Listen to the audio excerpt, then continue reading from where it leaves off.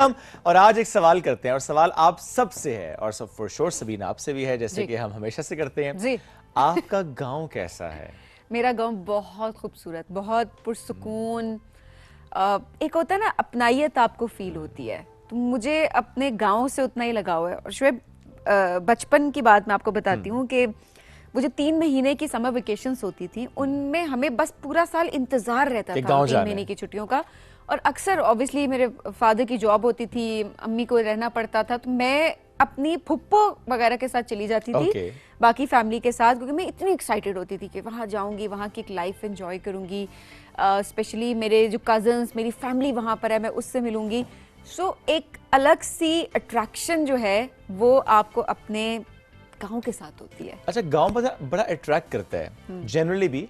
आप northern areas के गांव में जाएं, आप पंजाब के प्लेन एरियाज में जाएं, हर गांव उसकी खूबसूरती अलग है। And from north to south जैसे जैसे हम ट्रैवल कर रहे होते हैं, वो जो लैंडस्केप है वो बदलती है, लोगों का रहन सहन बदलता है, वो रंग बदल रहे होते हैं, वो ट्रेडिशंस, वो वैल्यूज़, वो कस्टम्स, हर चीज़ बदल रही होती है, ज़बान बदल रही होती है, खाने बदल रहे होते हैं, अंदाज मिजाज बदल रहा होता है।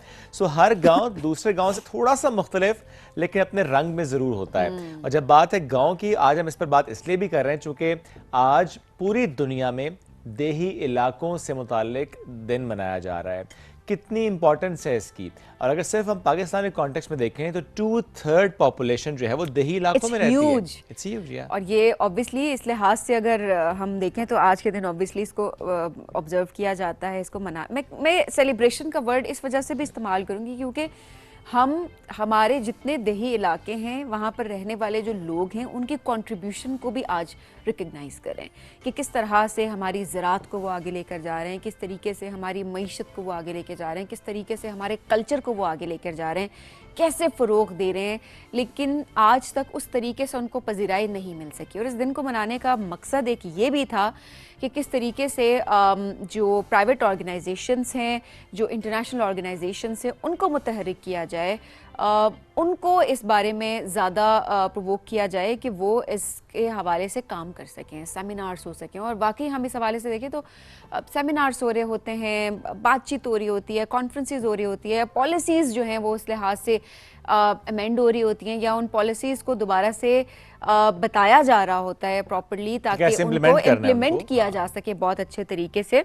सो इसको मनाने का मकसद तो बहुत सारे मकासद हैं, लेकिन सबसे बड़ी चीज़ जो शुएब हमें as a citizen, as a human being अपने दिमाग में, अपने माइंड में रखनी है वो यही है कि हमें कैसे इज्जत देनी है उन लोगों को। एब्सोल्युटली।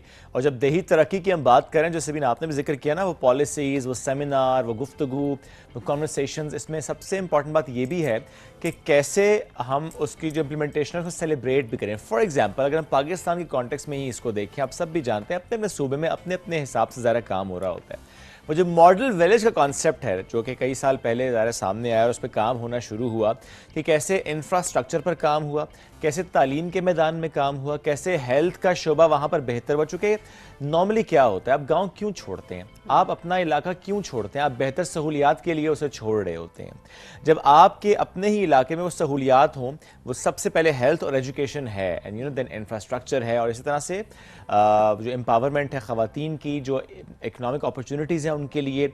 और अब चूँकि हम देखते हैं कि ऐसा माहौल हो गया है कि अब इंटरनेट की वजह से, फ़ोन की वजह से, स्मार्टफोन की वजह से वो जो इकनॉमिक अपॉर्चुनिटीज़ हैं वो भी बहुत ज़्यादा आपके एक्सेस में आ चुकी हैं। तो इसलिए मैटर नहीं करता कि आप गांव में रहते हैं या शहर में, हाँ, लेकिन वो जो इंटरनेट की फैसिलिटी या इंफ्रास्ट्रक्चर, एंड फॉर श्योर जो आपकी फैमिली या उनके लिए हेल्थ एंड एजुकेशन, जब ये चीज़ें होती हैं तो आप वो नहीं छोड़ रहे अच्छा होते। Shoaib, at the same time हाँ। एक और चीज़ मैं ज़रूर मेंशन करना चाहूँगी कि आप, मैं, हम सब, हमारा कहीं ना कोई ना कोई गांव ज़रूर है, ठीक है। बिल्कुल।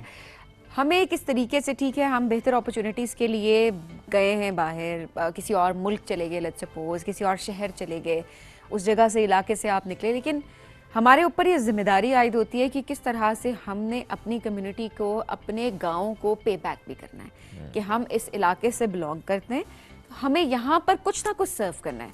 आई एम नॉट सेइंग कि आप वहाँ जाकर रहें या कुछ रह सकते हैं तो well and good, but then obviously हर एक की चॉइस होती है इस हवाले से, लेकिन जस्ट मेक श्योर कि कहीं ना कहीं कोई इम्पैक्ट क्रिएट करें। वो हेल्थ के हवाले से हो सकता है, जैसा शुभ आपने बताया, एजुकेशन के पर्सपेक्टिव से हो जाता है, एंड व्हाटसोएवर आपकी कैपेसिटी में जो भी है, आपकी एक्सपर्टीज़ हैं, you have to make sure कि आप अपने इलाके में अपने लोगों को आप सर्व करें, आप अपनी कम्युनिटी को पे बैक करें। और ऐसे बहुत से लोग हैं पाकिस्तान में जिनको हमने देखा है कि वो अपने अपने इलाके में बहुत ज़बरदस्त काम कर रहे होते हैं, शायद कई साल बाहर रहे होंगे, बहुत सी अपॉर्चुनिटीज़ उनके सामने आई होंगी, लेकिन at the end of the day वो ये ज़रूर सोचते समझते हैं कि हमें अपने इलाके को सर्व करना है, यानी अपनी फैमिली से हट कर अपने इलाके को सर्व करना है, उसको अपलिफ्ट करना है, और that's how they are working. और इसमें से एक छोटी सी बात और भी, और जो हम सब ने अंडरस्टैंड करें, जब हम बात देही इलाकों की कर रहे हैं, हम बात किसान की भी कर रहे हैं, इसमें कितना ज़रूरी है कि हम समझें कि एक एक अनाज का दाना कितना इंपॉर्टेंट है, कि हमें वेस्ट नहीं करना। जहाँ पर भी जाएं, अपने बच्चों के अंदर भी ये चीज़ आपने पैदा करनी है कि उतना खाना प्लेट में निकालें जितना आपने खाना है। ये बहुत इंपॉर्टेंट है कि कोई रिस्क का ज़रा ज़ाया नहीं होना चाहिए। That's how we can also pay respect to our farmers और जितने लोग इससे जुड़े हुए हैं। अभी हम एक ब्रेक की तरफ बढ़ रहे हैं, ब्रेक से वापस आएंगे, हमारे साथ रहिए। ये है राइजिंग पाकिस्तान।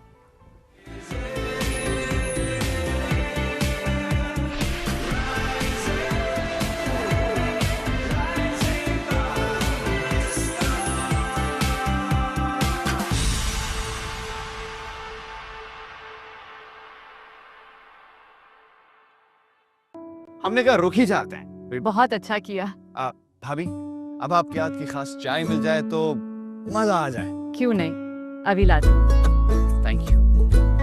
महीने का आखिर चल रहा है, मैंने जो देगा। क्यों नहीं, मेरी खास चाय के लिए सिर्फ एवरीडे, हर बार। समझते हैं एक दूसरे को, इसीलिए बने हैं एक दूसरे के लिए। From Nestle. अंकल, एक कुरकुरे। कुरकुरे ही क्यों?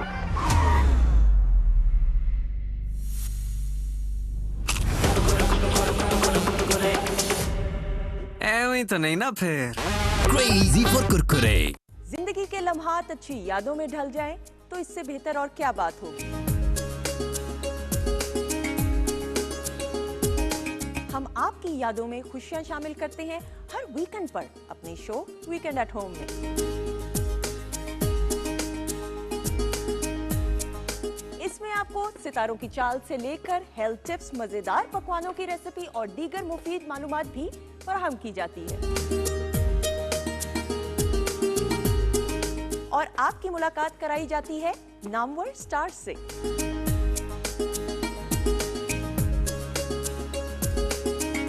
अपने लम्हों को खूबसूरत बनाने के लिए देखते रहिए वीकेंड एट होम, सिर्फ पीटीवी नेटवर्क पर।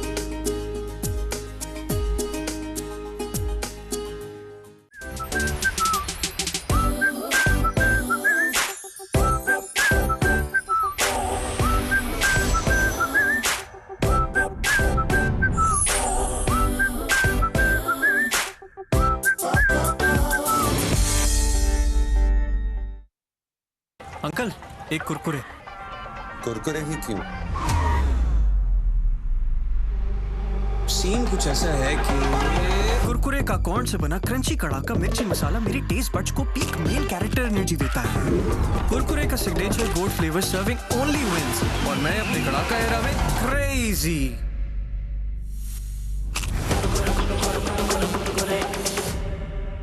ऐਵੇਂ तो नहीं ना फिर। Crazy for Kurkure. Hamza, balcony में प्लांट्स को सेट कर दो। वो तो माली सेट कर देगा ना। अरे वाह, मैं तुम्हारी प्रमोशन के लिए खुद को नए घर, नए शहर में सेट करूं, तुमसे 4 गमले सेट नहीं हो रहे यार। भूल ये हुई है मुझसे, थोड़ा सा कुछ क्या कर रहे हो? सेट करो, खास चाय बना के तुम्हारा मूड। समझते हैं एक दूसरे को, इसीलिए बने हैं एक दूसरे के लिए। चाय अच्छी बना लेते हो। वैसे वीकेंड पे माली का काम भी कर लेता हूँ।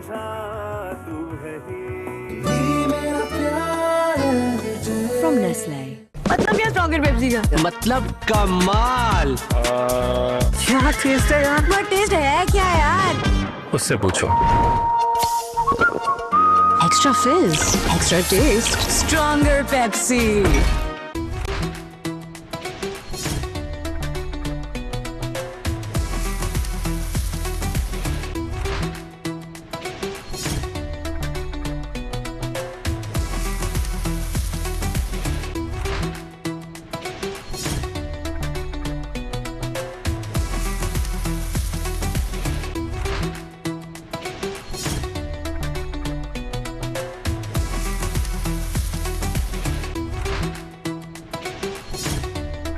भाई वाह। वाओ।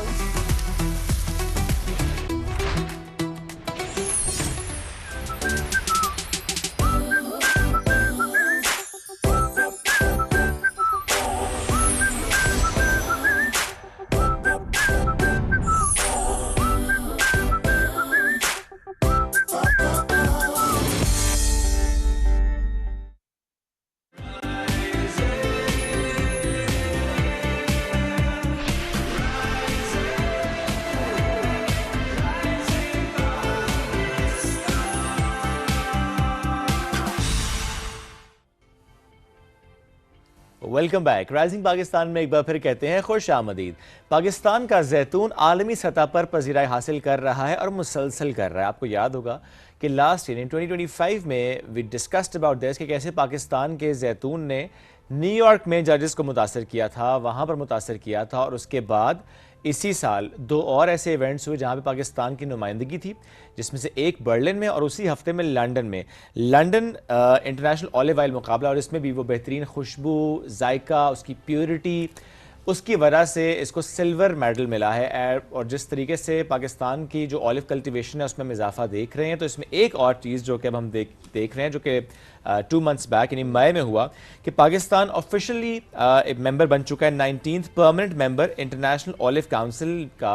और ये जो सेशन था ये था 123rd सेशन पोर्चुगल में, जो मई 2026 में। अच्छा, वैसे वाकई एक बहुत बड़ी अचीवमेंट है जिसपे मुझे लगता है शायद हम उस तरीके से सेलिब्रेट भी नहीं कर पा रहे होते। सोशल मीडिया की जब हम बात करते हैं, आज जरा हम अपने जो आज के मेहमान हैं उनके सामने भी ये सवाल हम ज़रूर रखेंगे, उनकी राय भी जानने की कोशिश करेंगे कि क्या वाकई जिस तरह आप में हम लोग हैं उस लेवल पे इस तरह के अचीवमेंट्स को सेलिब्रेट करते हैं जिस तरह से हमें करनी चाहिए।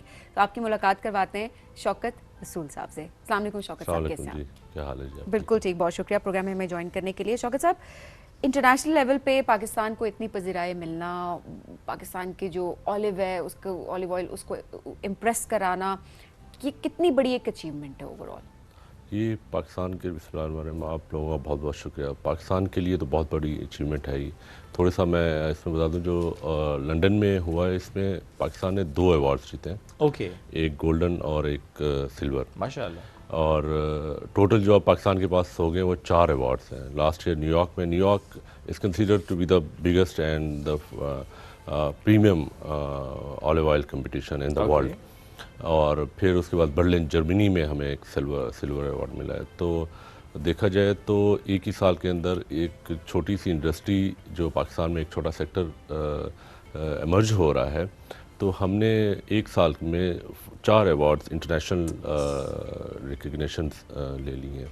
और पाकिस्तान को इसलिए भी एक कंसीडर किया जा रहा है कि पाकिस्तान में बहुत बड़ा पोटेंशियल है as compare to other countries.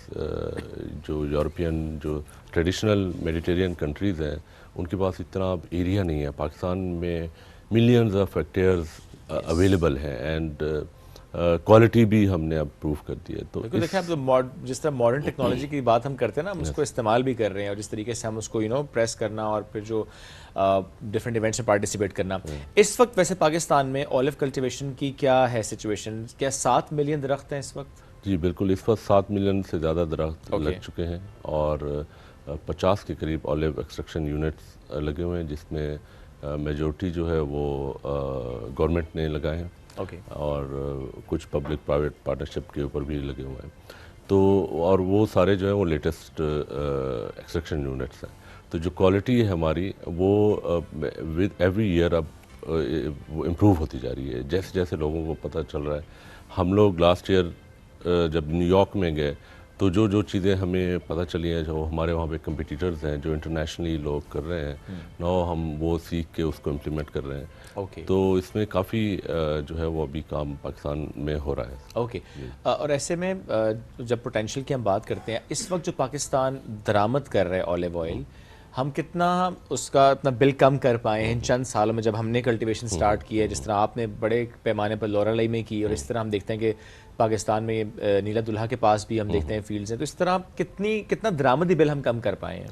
अच्छा, पाकिस्तान की जो per capita olive oil consumption है वो बहुत कम है। ठीक है, मगर उसके बावजूद जब से ये प्रोडक्शन आना स्टार्ट हुई है, ऑयल मार्केट में आना स्टार्ट हुआ है, तो पाकिस्तान का 50% से भी ज़्यादा ऑलिव ऑयल का जो इंपोर्ट का बिल है वो कम हो चुका है। आपको ये तो पता है कि हम लोग मोर देन $4 बिलियन का एडिबल ऑयल इंपोर्ट करते हैं और उसमें से अराउंड 14 to 50 मिलियन डॉलर्स का जो है वो हमारा ऑलिव ऑयल इंपोर्ट होता है। सही। तो उसको अब जो डेटा आ रहा है, जो इंपोर्ट डेटा हमने कलेक्ट किया है, उसमें 50% से ज़्यादा जो है वो ऑलरेडी कम हो चुका और है। बिल्कुल देखिए चंद सालों में हुआ है। Exactly. दैट मीन्स कि बस थोड़ा सा वक्त और लगने और हमने उसको बिल्कुल बैलेंस करने के बाद शायद हम फिर उसमें बरामद की तरफ जाएंगे इंशाल्लाह। बिल्कुल, उसमें अब जो इसका ऑलिव ऑयल जो है ट्रेडिशनली पाकिस्तान में मे बी इसको थोड़ा सा पब्लिसाइड और इसको लोगों में अवेयरनेस के पर्सपेक्टिव से अवेयरनेस देने की ज़रूरत है कि इतना ज़्यादा एडिबल ऑयल जो हम लोग third quality edible oil consume कर रहे हैं अपनी डेली लाइफ में, और प्राइस का भी फैक्टर है। जब हमारे प्रोडक्शन डोमेस्टिकली बहुत बढ़ जाएगी तो ऑटोमेटिकली प्राइस भी हमारी कम हो जाएगी, लोग इसको अडॉप्ट करना शुरू हो ज़्यादा जाएंगे। हेल्दी ऑप्शंस की तरफ तो हम ओवरऑल जब हेल्थ की बात कर रहे होते हैं तो हम बार बार यही कह रहे होते हैं कि आप ऑर्गेनिक चीज़ों की तरफ जाएँ, खुद काश्त की हुई चीज़ों की तरफ जाएँ, तो वो ज़्यादा जाहिर है उसका मेयार भी बेहतर होता है। बट ओवरऑल बिकॉज क्योंकि इतने ममालिक में क्वालिटी स्टैंड आउट की गई है, सो कितना मेयार हमारा बेहतर है as compare to other countries, क्योंकि ऑब्वियसली जजेस को इम्प्रेस करना, जैसे शुरू में भी शुएब बता रहे थे, किस तरह से मेयार ऑलिव ऑयल का पाकिस्तान का स्टैंड आउट करता है? अच्छा, अभी जो क्लाइमेट चेंज की वजह से बहुत से कंट्रीज़ जो हैं they are facing very challenges, जैसे कि इटली है, वहाँ पे बैक्टीरियल डिजीज़ ने उनकी मेजॉरिटी ऑफ क्रॉप को, जो ऑलिव क्रॉप है, उसको डैमेज किया हुआ है। इसी तरह यूरोप में आपको पता है अभी कितनी बड़ी हीट वेव आई है, और वो ऐसे टाइम पे आती है जब वहाँ पे फ्लावरिंग होती है, फ्लावर ड्रॉप होते हैं, उनकी प्रोडक्शन कम हो जाती है। अच्छा, पाकिस्तान में क्योंकि ये इमर्जिंग क्रॉप है तो पाकिस्तान को एक बहुत बड़ा एडवांटेज है, नई जो लैंड्स हैं वो आबाद हो रही हैं, हमारा जो टेस्टिंग है, जो हमारा अरोमा है, जो क्वालिटी है, it is far better than the traditional जो वहाँ पे वो कर रहे हैं। और दूसरा ये है कि because they are very old player in this olive oil game, तो हम तो बिल्कुल अभी नए हैं, तो हम और हमारी जो एक सबसे इम्पोर्टेंट जो हमारा एज है, जो इस वक्त जितने भी हमारे यूनिट्स लगे हुए हैं सारे extra virgin olive oil produce कर रहे हैं। हमारे पास वो टेक्नोलॉजी नहीं है जिसमें कि हम अभी इसको वर्जिन है या दूसरा थर्ड क्वालिटी जो ग्रेड होता है, बेस्ट जो of the best he produce best of the best हम प्रोड्यूस कर रहे हैं। अच्छा, इससे हमारे किसान को किस हद तक फ़ायदा हो सकता है? देखिए, हम तो अब इसको बिकॉज मैं ग्राउंड के ऊपर अब ये चेंजेस देख रहा हूँ कि जब हमारा न्यूयॉर्क में लास्ट ईयर जब ये हुआ था कंपटीशन और हमने विन किया था, तो हम सिर्फ अपनी प्रोड्यूस कर रहे थे, वी वर डूइंग हमारे अपने ऑर्चर्ड्स की। अब उसके बाद इतना ज़्यादा हमारे पास डिमांड आना शुरू हो गई लोगों को, जैसे जैसे अवेयरनेस बढ़ी कि अब हम डिफरेंट फार्मर्स के पास जा रहे हैं। अब मैं आपको बताऊं कि जो फार्मर्स जो अब हमारे साथ पिछले हार्वेस्ट जिन फार्मर्स के साथ हमने किया है, देयर इनकम है राइजन 100% से भी ज़्यादा उनकी इनकम जो है वो बढ़ चुकी है। ठीक है, ये और बात है कि ये उनको 4 से 5 साल लगे हैं इस उसके ऊपर, तो मगर जो रिटर्न ऑन इन्वेस्टमेंट है ये बहुत बेहतर है as compare to other crops. इसमें डिजीज़ इतनी नहीं आती, पानी का कम से कम इसमें इस्तेमाल होता है, पेस्ट का इसमें कम अटैक होता है, और ये रेजिस्टेंट है बाकी उस पर जो इसको चैलेंजेस आते हैं, कोई हीट वेव आ जाए या बाकी है, तो ये ऑलिव की क्रॉप जो है बहुत रेजिस्टेंट है। और इस वन टाइम इन्वेस्टमेंट, एक दफ़ा आपने इन्वेस्टमेंट कर दी, इसकी जो मिनिमम एज ही 100 ईयर्स है एज़ कम्पेयर टू मैंगो या कीनू जो है वो 25 साल के बाद आपको उसको रिप्लेस करना है, उनकी लाइफ ही ख़त्म हो जाती है। ऑलिव का जो आप एक प्लांट लगाएं तो 100 साल तक फिर भूल जाएं, 1000 और वैसे भी 4-5 साल में इंडिपेंडेंट दरख्त हो जाएगा। Exactly, minimum 100। इसकी तो अभी हम लोग, मैं इसमें गया था ऑलिव ऑयल वर्ल्ड कांग्रेस में, उन्होंने हमें दिखाया 2000 साल पुराने तक दरख्त वहाँ पे मौजूद है। वो पोर्चुगल वो फ्रूट दे रहे हैं, तो इसकी एज और इसकी हेल्थ और इसकी consistency over the different ages वो बहुत बेहतर है बाकी उससे। अच्छा, पाकिस्तान में कौन से ऐसे इलाके हैं जहाँ पर आपको लगता है कि वहाँ का वेदर, वहाँ का इन्वायरमेंट, वहाँ की सॉइल एंड एवरीथिंग वो ज़्यादा इसके लिए फेवरेबल है, जहाँ के किसान अगर वो शिफ्ट करना चाहते हैं टुवर्ड्स ऑलिव, या for that matter they have land और उसको वो यूटिलाइज़ करना चाहते हैं, तो बेहतरीन जगह है वो? देखिए ऑलिव के लिए जो मिनिमम टेम्परेचर उसको चाहिए होता है फॉर 2 मंथ्स, वो है अंडर 10 डिग्री। ओके, ठीक है, कि 10 डिग्री से कम होना चाहिए टेम्परेचर दो सिर्फ 2 महीने के लिए, और मैक्सिमम 45 तक वो सर्वाइव कर सकता है। मैक्सिमम अगर समर में 45 भी चला जाता है तो वो कर सकता है।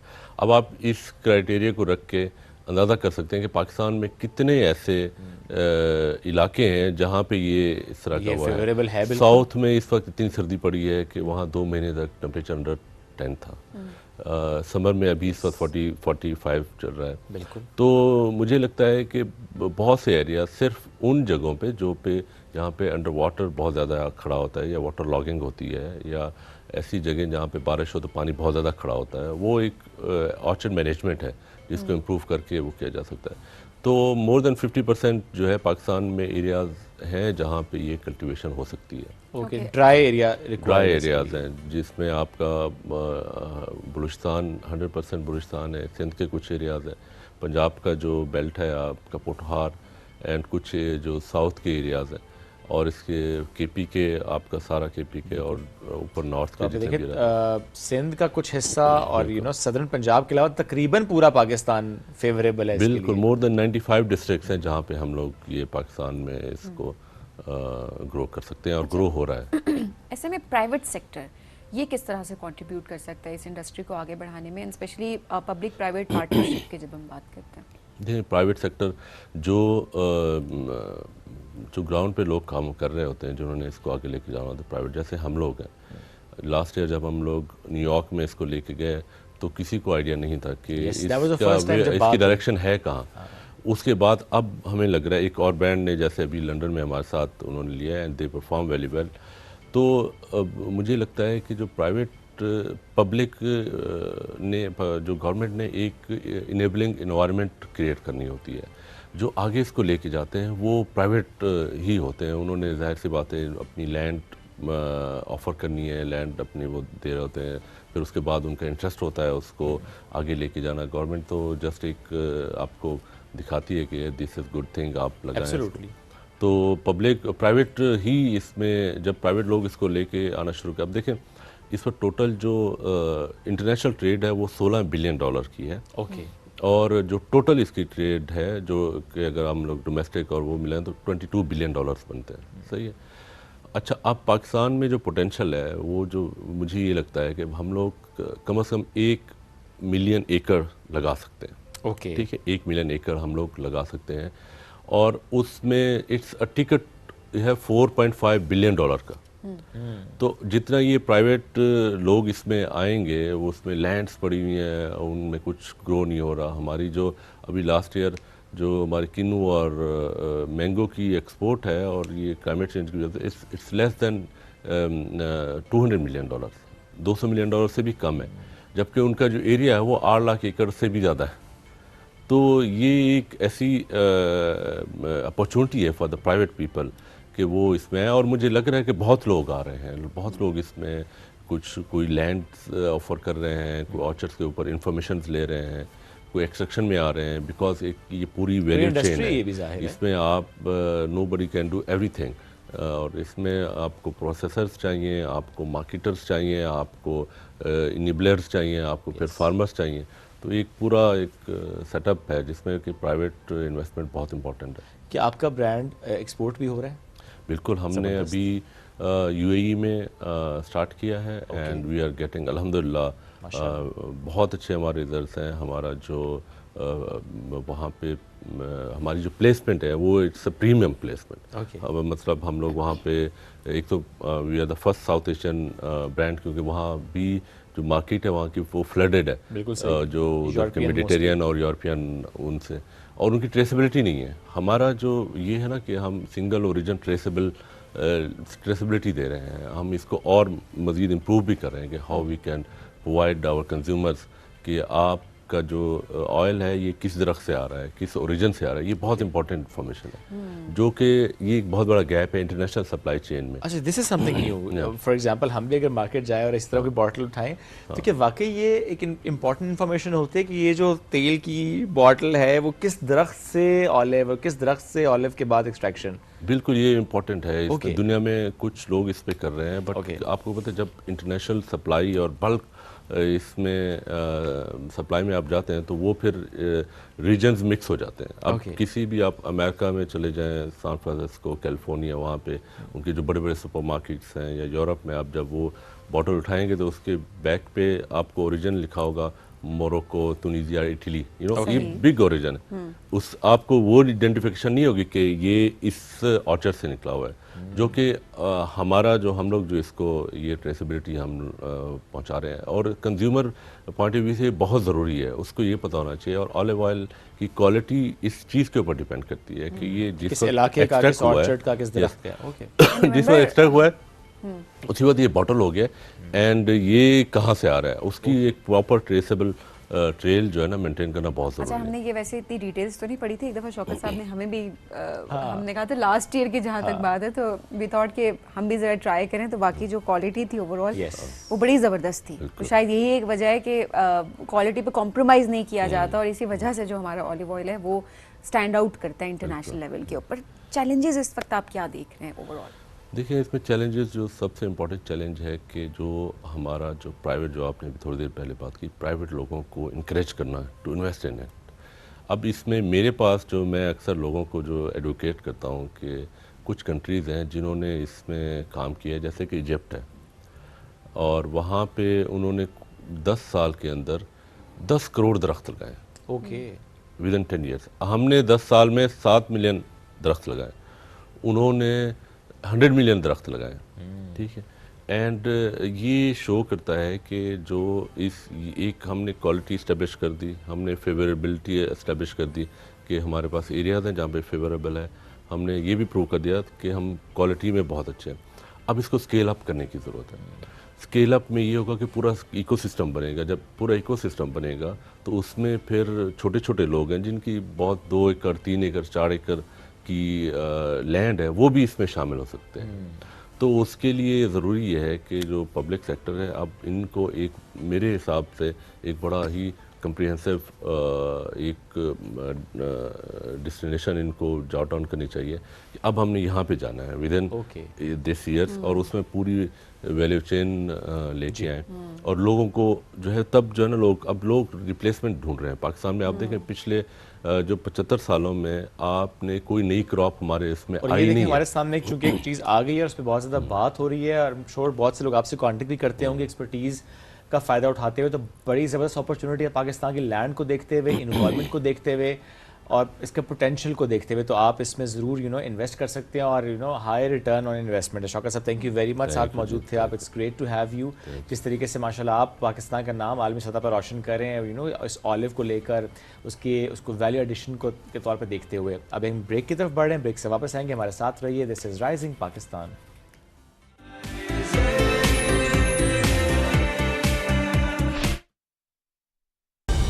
दुरुस्त हर वक्त बर वक्त।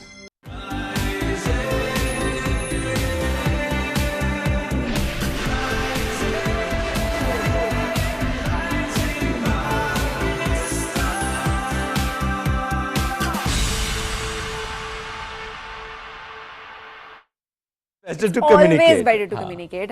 हमेशा कम्युनिकेट करें so that आपको भी चीज़ें क्लियर हो जाती हैं, एंड देन एक अच्छे, लेकिन कम्युनिकेशन किस तरह की होनी चाहिए ये भी बहुत मैटर करता है। हाँ, कम्युनिकेशन किस तरह से आप करें, आपका तरीका क्या है, तो आज इस मौजूद में बात भी करनी है। अस्मा खान ने हमें ज्वाइन किया, विमेन राइट्स एक्टिविस्ट हैं, समाजी कारकुन हैं। Let's welcome. अस्सलाम वालेकुम जी, कैसी हैं? Thank you for having me. Asma, बहुत शुक्रिया। कम्युनिकेशन गैप ज़ाहिर है देखिए आज का नहीं है, हम पहले भी देखते आए हैं कि रहा है कम्युनिकेशन गैप, लेकिन अब शायद बहुत ज़्यादा बढ़ गया है, बहुत ज़्यादा उस पर बात होना शुरू हो गया, इज़न्ट इट?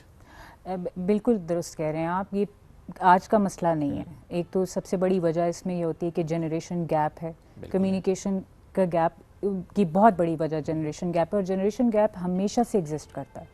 लेकिन आज जो है I don't know for reason, यानी डिजिटल मीडिया आ गया है, अवेयरनेस बहुत ज़्यादा आ गई है, और हमारी जेन जी एंड जेन अल्फ़ा जो आ गए हैं जो कि डिजिटल दौर की पैदावार है, तो उनकी वजह से बहुत ज़्यादा एक्सपोज हो गया।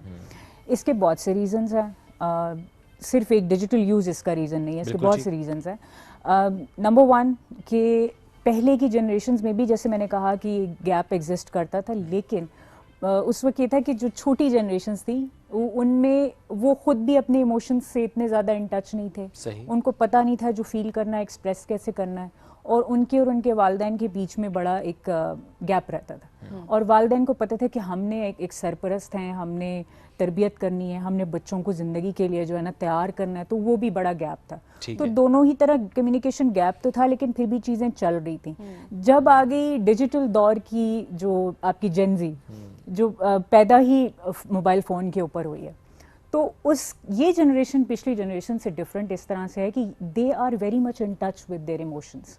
तो उससे ये हुआ कि they want to express everything. लेकिन जो इनके माँ बाप हैं जो कि यूजुअली जेन एक्स हैं या बूमर्स हैं, वो जो है वो पुराने उसी मिजान से हैं। तो इसलिए आज ये कम्युनिकेशन गैप बहुत ज़्यादा खुल के आ गया सामने, खुल के आ भी गया, और आई थिंक ज़्यादा भी है इसमें। अच्छा, ज़्यादा उसके बाद फिर डिजिटल यूज़ ने भी उसमें ऐड ऑन कर दिया और वो बहुत ज़्यादा हो गया। शायद ये ना कि देखिए पहले जो तरक्की हो रही थी दुनिया में, या जो पहले एडवांसमेंट्स आ रही थी, जब मॉडर्न टेक्नोलॉजीज आ रही थी, उनका एक पेस था।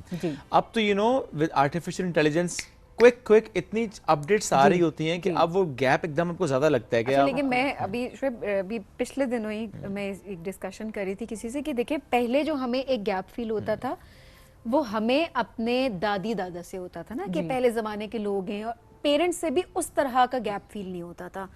बट हम अगर आज के ज़माने की बात करें तो मिलेनियल्स जेन जी के साथ सिबलिंग्स के अंदर जनरेशन गैप फील होता है, जेन जी अल्फा के साथ कनेक्ट नहीं कर पा रही होती, और अब बीटा तो जाहिर है अभी तो वो पैदा हो रहे हैं, लेकिन जेन बीटा अल्फा के साथ उस तरह से कम्युनिकेट नहीं कर सकेगी। तो ये इतना ज़्यादा जनरेशन गैप जो बढ़ता जा रहा है तेज़ी से, क्या ये आपको खतरनाक भी दिखाई देता है इन लॉन्गर टर्म? देखें, हमने बहुत ज़्यादा फोकस किया है इंसान की तालीम पे, उसके पैसे कमाने की एबिलिटी पे, लेकिन हम ये भूल गए कि एक हेल्दी इंसान सिर्फ वो नहीं होता कि जो इकोनॉमिकली बेटर परफॉर्म करे। हेल्दी इंसान वो भी होता है जो इमोशनली भी हेल्दी हो, मेंटली भी हेल्दी हो।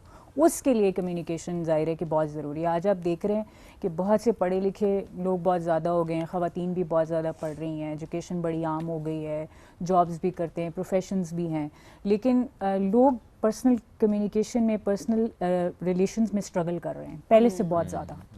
तो हमने इस साइड को बहुत ज़्यादा निगलेक्ट किया है, जिसकी वजह से आप जो कह रही हैं कि ये डेंजरस भी हो सकता है, वो डेंजरस अब आपको आहिस्ता आहिस्ता नज़र आ रहा है, जिसमें बहुत सारे सोशल इशूज़, ज़ाहिर है वो बहुत सारी चीज़ें आप डिस्कस कर सकते हैं कि किस शक्ल में वो सामने आ रहे हैं रिजल्ट्स।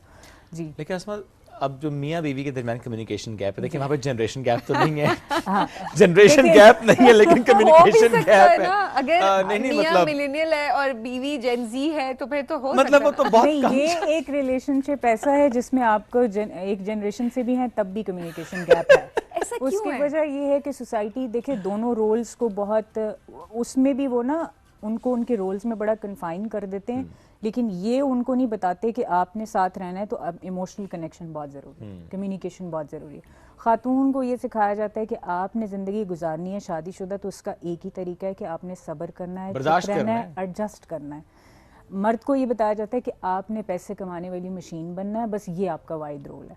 लेकिन आपने देखा कि वो अपना रोल कर रहा है, ख़ातून अपना रोल कर रही है, लेकिन फिर भी हमारी मैरिजेस हेल्दी नहीं है क्योंकि दोनों के बीच में कम्युनिकेशन नहीं है। अच्छा, नहीं, लेकिन ऐसे में हाँ, क्योंकि हमारा टॉपिक आज डिजिटल दौर के पर्सपेक्टिव से भी है, तो क्या ऐसा भी एक होता है कि क्योंकि हम बहुत सारी ख़वातीन को ये गिला करते हुए देखते हैं सोशल मीडिया पे भी कि हस्बैंड आते हैं, जो टाइम होता भी है आपस में, क्योंकि एक हस्बैंड ऑफिस से थका हुआ आया है, ऑब्वियसली वो अपनी एक स्ट्रगल्स फेस करके आ रहा है, खातून घर में है और वो अपनी स्ट्रगल्स फेस कर रही है, बच्चे हैं, घर बार देखना है ओवरऑल, बट आते साथ ही फ़ोन पे लग जाना एंड देन वो मी टाइम के पर्सपेक्टिव से कि जी वो मी टाइम है, हमें वक्त चाहिए एंड ऑल दैट।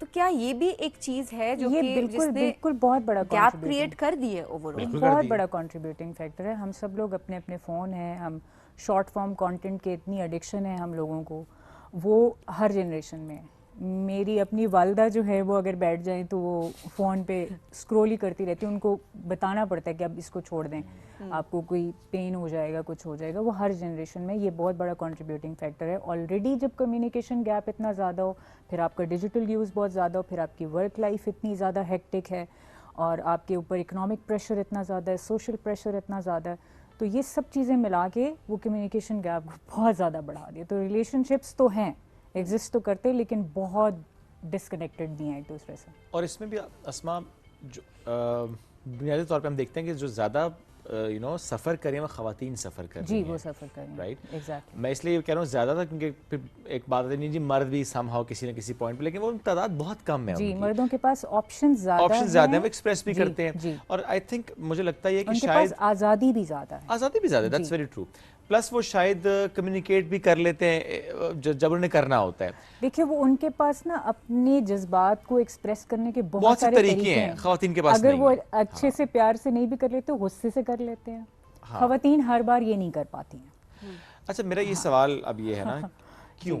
क्या हमारी ख़वातीन को हमने सिखाया नहीं है? क्या हमने ख़वातीन को इतना सप्रेस कर दिया है कि अस्मा देखिए, हम जिस भी गैदरिंग में बैठते हैं, वो चाहे फैमिली गैदरिंग हो, वो चाहे प्रोफेशनल गैदरिंग हो, हम दोस्त यार बैठे हो, हम देखते हैं उसमें अगर मेरी कोई फीमेल फ्रेंड है या कोई फैमिली फ्रेंड है, कुछ भी, सो मैं ये महसूस करता हूँ कि समहाउ वो डिस्टर्ब है किसी न किसी चीज़ को लेके। और जब हम उससे बात करते हैं, मालूम ये होता है वो नहीं कम्युनिकेट कर पा रही, वो नहीं एक्सप्रेस कर पा रही। उसे क्या बताया जा रहा है, तुम बर्दाश्त करो, तुम सब्र करो, तुम अभी ये कर लो, अच्छा अभी बच्चा है तो ये कर लो, अभी शौहर को देख लो, अच्छा प्रोफेशनल लाइफ में ब्रेक ले लो। हमने सारा कुछ एक औरत पे क्यों मुसलत कर दिया है? ये तो कर दिया, वो औरत अपने लिए स्टैंड क्यों नहीं ले रही? क्योंकि जब हम कहते हैं नहीं नहीं, you should talk to your husband, you should talk to your in laws, वो नहीं कर पा रही। हम उसे कॉन्फ्रेंस क्यों नहीं दे रहे कि वो सबसे पहले एक इंसान है? उसकी भी बहुत बड़ी वजह ये है कि हर बंदे को कॉन्फिडेंट होने के लिए, इतना कॉन्फिडेंट होने के लिए कि वो अपने आप को वैसे एक्सप्रेस करे जैसे उसने करना, उसका एक सपोर्ट सिस्टम होता है पीछे।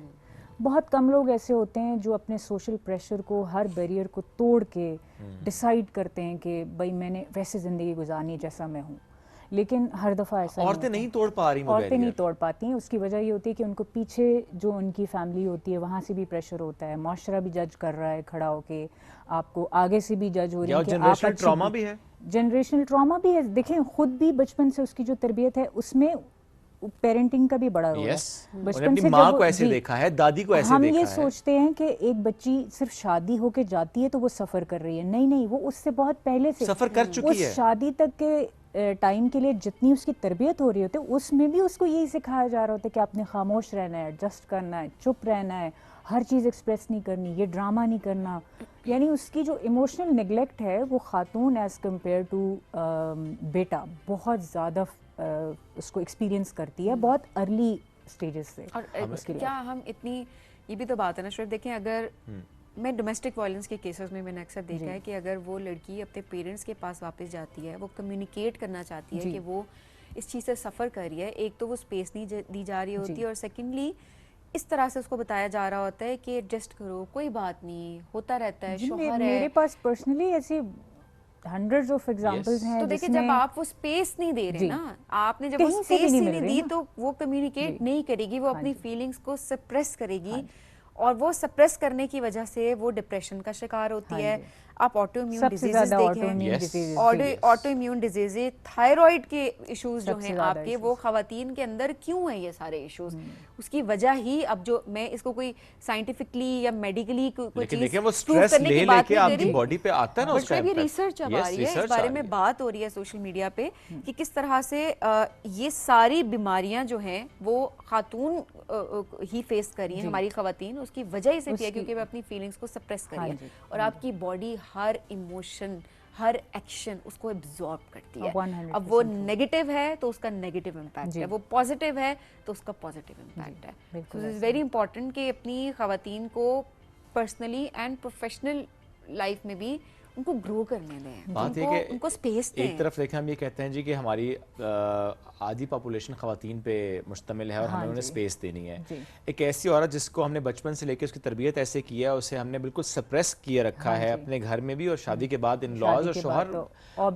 There are exceptions, I must say there are exceptions, but हम बात करें कि इन अ लार्जर कॉन्टेक्स्ट जो हो रहा है, और इसमें मसला है कि हमने इतना अनफॉर्चुनेटली उसको नॉर्मलाइज कर दिया ना कि दिस इज वेरी नॉर्मल, खातून की जिंदगी ऐसी ही होती है, उसने बच्चों की वजह से ब्रेक लेनी ही लेनी होती है, इन लॉज उसकी जिम्मेदारी है ही है। हमने ये सारा कुछ मुसलत कर दिया है एक औरत पे, उसको इंसान नहीं समझ रहे, उसकी जो ख्वाहिश है, उसको जो प्रोग्रेस करना था, उसने जो करियर में आगे बढ़ना था, उसकी जो अपनी एक्सपर्टीज थी, हमने वो सब छीन लिया उससे। एक औरत का अब क्या सवाल है, मेरा मकसद क्या है, एक औरत का क्या सवाल है, क्या मेरी अपनी छत, मेरी अपनी स्पेस है या नहीं है जहां मैं आजादी से सांस ले सकूं। सबसे ज्यादा आइडेंटिटी क्राइसिस जो है खातून उससे गुजरती है, और फिर हम उस औरत से एक्सपेक्ट कर रहे हैं कि वो एक जनरेशन को रेज करेगी। मैं यही हमेशा कहती हूँ कि हम ये समझते हैं कि खातून की जिम्मेदारी है, एक हेल्दी माशरा उसकी वजह से बड़ा होता है, लेकिन अगर आप उसकी मेंटल हेल्थ और उसकी इमोशनल वेलबींग को इग्नोर करेंगे और तो कर दिया इग्नोर कर दिया, इसीलिए आपने देखा कि हेल्दी माशरा जिस तरह आप एक्सपेक्ट कर रहे थे वैसा नहीं आ रहा, क्योंकि एक इंसान की कैपेसिटी होती है, उसकी भी तो नीड्स होती है ना, आप उसको इंसान की तरह नहीं देख रहे। मैं I don't like this idea of super woman. मैं इतना सोशल मीडिया पे मैं इतना डिस्करेज करती हूँ इस लफ्ज़ को, मैं इतना डिस्करेज करती हूँ इस चीज़ को जब ये कहा जाता है कि खातून है ना वो कुछ भी कर सकती है। अल्लाह ने उसको बनाया ही इसलिए है कि वो मल्टीटास्किंग कर सकती है, वो ये भी कर सकती है और उसके ऊपर जो बर्डन है उसको ग्लोरीफाई करने का आप ये भी कर सकती है, वो ये भी कर सकती है। एक खातून को अल्लाह ने इस तरीके से बनाया है कि वो खुदा का खौफ करें, ख़वातीन के राइट्स पढ़ें, कुरान पढ़ें। सबसे बड़ी बात यह है, हमारे नबी पाक सल्लल्लाहु अलैहि वसल्लम जिनकी हम मिसाल देते हैं, जिनकी ज़िंदगी हमारे लिए बेहतरीन मिसाल जो है जिसको हम कहते हैं, प्लीज़ वो देखें कि वो अपने घर की ख़वातीन को किस तरीके से वो ट्रीट करते थे, उन्होंने ख़वातीन के बारे में किस तरीके से बात की है। आप कभी भी औरत को ओवरबर्डन नहीं करेंगे। फिर प्लीज़ ये जो ख़वातीन करती हैं ना सब कुछ, इट्स गुड फॉर यू, मतलब वो आपके लिए बेहतर होगा, लेकिन प्लीज़ उसको ग्लोरीफाई ना करें, क्योंकि वो दूसरी किसी खातून को वो गिल्ट में डालती है। वो एक मॉम गिल्ट एक सबसे बड़ा इशू उसके अंदर आ जाता है कि उसको ये लगता है कि शायद मैं अपने बच्चे की तरबियत नहीं करी, मैं अपने घर को वक्त नहीं दे रही हूँ। और ये गिल्ट बड़ा ऑब्वियस गिल्ट है। अस्मा, मैं अभी कल मैं वाइफ डिस्कस करे, उसने कहा मुझे तो ये गिल्ट है कि मैंने जो इतनी करियर ब्रेक ली कि मैं परसू नहीं कर सकी आगे, और आज मेरी बच्ची की अगर उर्दू में मार्क्स कम आ रहे हैं, मुझे लग रहा है कि शायद वो जो करियर ब्रेक मैंने ली थी मैं नहीं यूटिलाइज कर पाई। यानी ये देखिए ये गिल्ट भी उसको है, हालांकि उसमें क्या कसूर है उसका, हर बच्चे की अपनी स्ट्रेंथ होती है। गिल्ट शेम सबसे ज्यादा खातून को किया जाता है। और मतलब ओवरऑल मैं ये नहीं कह रही कि ख़वातीन, मर्दों की भी अपने चैलेंजेस हैं, उनको तो हम, आपने एक फेमस सुना होगा, उनको रोने भी नहीं दिया जाता, लेकिन ये है कि ख़वातीन, मैंने जैसे आपको कहा कि उनके पास ऑप्शंस बिल्कुल ना होने के बराबर होते हैं। तो बिल्कुल सही बात। देखिए मर्द कहीं ना कहीं एक्सप्रेस कर रहा है, वो घर से बाहर वो निकल रहा है, वो दोस्तों में जा रहा है, वो तो ये पूछता भी नहीं है ना कि अच्छा जी मेरी ट्रांसफर हो गया, मैं जा रहा हूँ, तो अनाउंस करता है। किसी को उतना रिस्पॉन्सिबल नहीं है। एक खातून ने हर चीज में सोचना है, फैमिली एंड एवरीथिंग।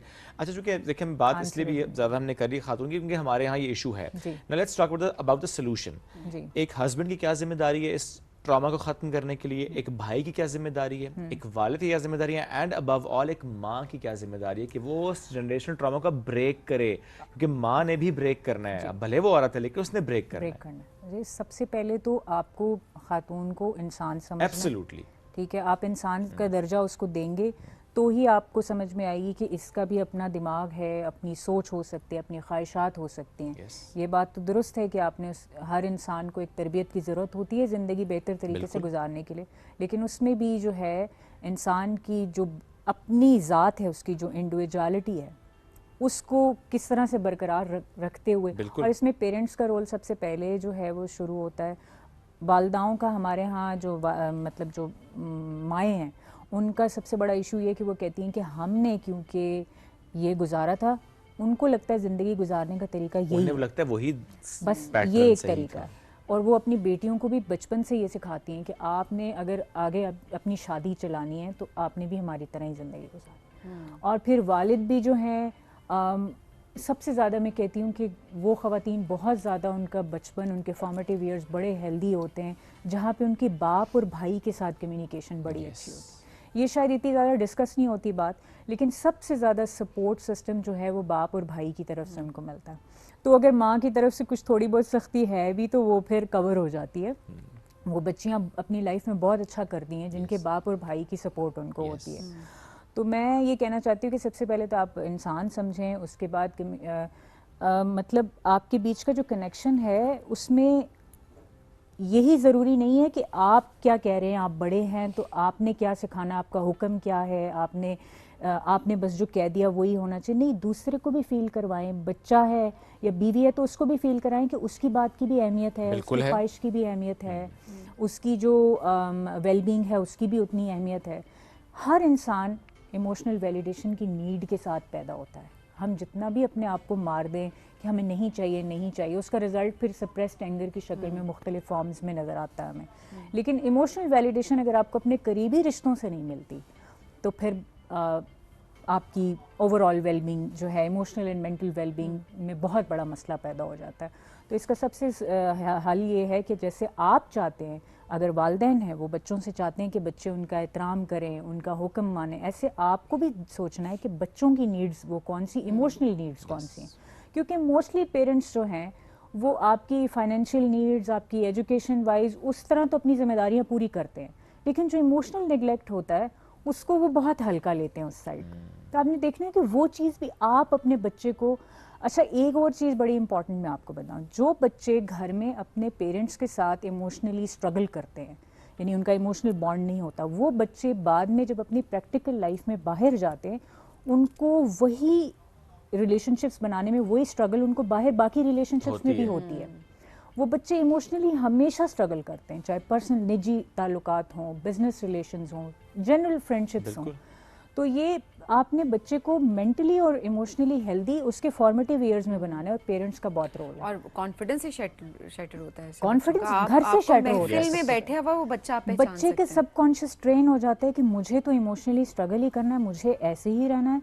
बाहर जाता है तो वही इमोशनल, वो जो उसके सबकॉन्शियस की जो कंडीशनिंग हो गई है वही मैनिफेस्ट होकर उसे बाकी एरियाज में भी नजर आना शुरू हो जाता है। हमने इसमें ये भी देखा है कि जो हमारे यंगस्टर्स हैं, स्पेशली मैं जेन जी की बात ज़रूर करूँगी यहाँ पे, वो घर के अंदर शायद अपने पेरेंट्स से या अपनी स्ट्रगल्स के बारे में उस तरह से कम्युनिकेट नहीं कर पाते। हाँ जी। और लेकिन हमने देखा है वो सोशल मीडिया पे सब कुछ कम्युनिकेट कर रहे हैं। हाँ जी। एक डिफरेंट आईडी बना के, एक डिफरेंट आईडी या सेम आईडी बना के अपने रिश्तेदारों को या पेरेंट्स को या अपने सिबलिंग्स को वो उस पोस्ट के थ्रू मैसेज दे रहे होते हैं कि मैं इस वक्त ये फील कर रहा हूँ या फील कर रही हूँ।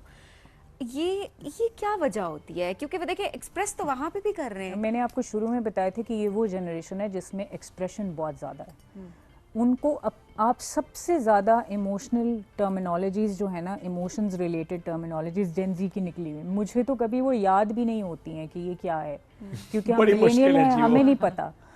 सिचुएशनशिप, उन्होंने हर रिलेशनशिप, यानी आपके साथ अगर मेरा आज रिलेशन है 6 महीने बाद क्या है, हर स्टेज के लिए एक डिफरेंट नाम है। बिल्कुल ठीक है, आज अगर कैजुअल चल रहा है तो सिचुएशनशिप आगे जाके कुछ और हो जाएगा।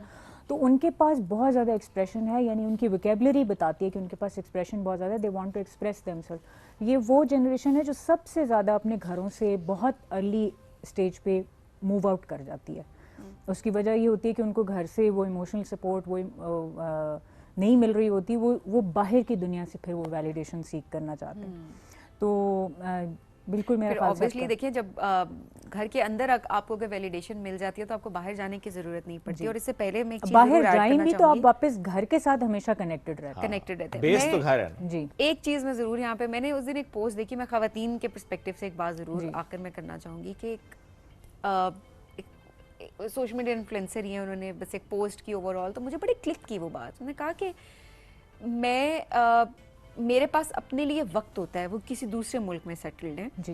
उन्होंने कहा कि मैं जब मुझे लगता है कि मेरी फीलिंग सप्रेस हो रही है, मुझे अपने लिए वक्त चाहिए, तो मैं आराम से बाहर जाती हूँ, मैं किसी बीच पे बैठ जाती हूँ, मैं किसी पार्क में बैठ जाती हूँ, मैं वॉक कर लेती हूँ और उससे मेरी मेंटल हेल्थ बेहतर हो जाती है। और जो मेरी सप्रेस फीलिंग्स हैं कहीं ना कहीं मैं अपने आप से कम्युनिकेट कर रही होती हूँ। मैं वो जो मेरी एक कहते हैं ना कि उलझी हुई सोचें होती हैं, मैं उनको सुलझा लेती हूँ और उसके बाद जब मैं घर जाती हूँ तो मैं हंसती मुस्कुराती जाती हूँ और काफ़ी सारी चीज़ें जो हैं वो मेरे दिमाग में ऑलरेडी सेटल्ड होती हैं और मेरे घर का माहौल जो है वो बड़ा बेहतर होता है। ये एक तरीका ज़रूर हो सकता है। जिस तरह मर्दों के पर्सपेक्टिव से बात करते हैं, उनके पास ये चॉइस होती है कि वो घर से बाहर जा सकते हैं, वो वॉक कर सकते हैं, वो कहीं भी अपने दोस्तों में बैठ सकते हैं, वो कहीं भी जा सकते हैं पब्लिक प्लेस में बगैर किसी और सोच के, बिल्कुल ब्लैंक माइंड के साथ, सो दैट वो अपनी जो थॉट्स हैं उनको अलाइन कर सकते हो। हमारे यहाँ ख़वातीन के पास ये प्रिविलेज नहीं है। ये मैं ज़रूर इस चीज़ को मेंशन करना चाहूँगी कि कितना इम्पॉर्टेंट है कि हमारी ख़वातीन को भी वो स्पेस देनी चाहिए कि वो किसी पार्क में जाके वॉक कर सकती हैं बगैर इस सोच के कि कोई उनको देख रहा है, without getting worried about their safety. Exactly, कि उनकी सेफ्टी को क्वेश्चन किया जा सकता है, कोई और चैलेंजेस हैं, ताकि वो ओवर बर्डन होके ना जाएं बल्कि अपने बर्डन को उतार के जाएं वहाँ से, तो घर के माहौल भी बेहतर होते हैं। सो ये एक स्पेस है जो हमें देनी है हमारी घर की ख़वातीन को, हमारी माशरे की ख़वातीन को, हमारे मुल्क की ख़वातीन को, क्योंकि ये जिम्मेदारी देखें हम सिर्फ हर चीज़ हुकूमत पे नहीं डाल सकते। पार्क प्रोवाइड करना, सेफ्टी सिक्योरिटी प्रोवाइड करना एक हद तक हुकूमत का काम जरूर है, बट हमें अपने एक्शंस पे भी गौर करना है। तरबियत तो हमने करनी है ना, तरबियत तो हमने करनी है अपने बच्चों की। ये जो इतने वाकयात हमारे सामने हो रहे होते हैं जहाँ एक मर्द को ये नहीं पता कि मैंने कैसे नो को एक्सेप्ट करना है, मैंने उसके साथ रिएक्शन क्या मेरा होना चाहिए। सो ये बहरहाल हमें खुद करना है, ये हमें खुद करना है। Asma, thank you very much, साथ मौजूद थी। So great to have you. बड़ा मौजूद से थोड़ा सा हट ज़रूर हम गए, ज़्यादा हम उस तरफ चले गए, लेकिन वो बड़ा इंपॉर्टेंट था एस्पेक्ट जिसमें हमें आज डिस्कशन करनी थी। विद टेकिंग अ ब्रेक, मैं ये ज़रूर कहता हूँ कि ज़रा अपने आसपास, अपने घर में, एंड नॉट जस्ट घर, even your colleagues, even your coworkers जो ख़वातीन हैं, प्लीज़ कभी बैठें उनके पास और पूछें क्या आपको मुझसे कोई मसला तो नहीं है, क्या आप मुझसे कोई शिकायत तो नहीं है। मैं तमाम मर्दों से ये बात कर रहा हूँ कि अगर आपके मौजूदगी में कोई खातून अनकम्फर्टेबल है तो प्लीज़ क्वेश्चन योरसेल्फ कि क्या है, क्या आपकी नज़रों में कोई ऐसी चीज़ है, गुफ्तगू में है। देखिए, चीज़ें नॉर्मलाइज बहुत ज़्यादा हमारे माशरे में हो चुकी हैं, मिसोजिनी बहुत ज़्यादा हमारे यहाँ है, हम ख़वातीन को प्रोग्रेस करते नहीं देख पा रहे होते। तो प्लीज़ क्वेश्चन योरसेल्फ कि हाउ टू फिक्स दिस। ये बड़ा ज़रूरी है कहीं बैठ के। Condition to be very honest, this is ये बड़ा एक चैलेंजिंग एक चीज़ ज़रूर है, इसको एक्सेप्ट करना बड़ा मुश्किल है, बट आप करना पड़ेगा। ये करना help. है ताकि हम इकट्ठे आगे बढ़ सकें। सो अपने घर में अपने ख़वातीन से प्लीज़ पूछें, और जैसे सबीना आपने इतनी इंपॉर्टेंट बात की कि उनको स्पेस दें, वो बाहर जाएं, वेंट आउट करें, उनका मी टाइम हो, बड़ा इंपॉर्टेंट है। अगेन जो आपके आसपास जो भी ख़वातीन आपसे मुंसलिक है किसी भी रिश्ते रोल में, प्लीज़ मेक श्योर कि वो कंफर्टेबल हों आपकी मौजूदगी में और उनको ये एहसास हो कि आपकी वजह से वो सेफ एंड सिक्योर हैं। एक ब्रेक लेंगे, वापस आएंगे। Stay with us.